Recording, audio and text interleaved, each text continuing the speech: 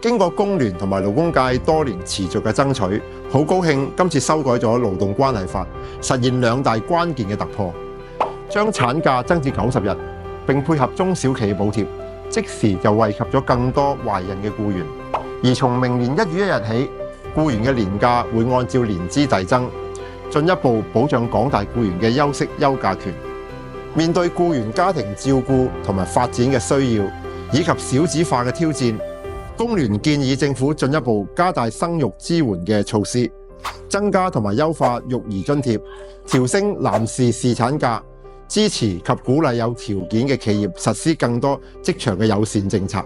工聯總會會繼續與時俱進，爭取僱員嘅合理權益，讓廣大僱員切實咁共享經濟發展嘅成果。同時亦都會繼續做好社會服務，從托育、教育、社區同埋長者服務等各方面，與社會同心努力，支援僱員，減輕家庭照顧嘅負擔。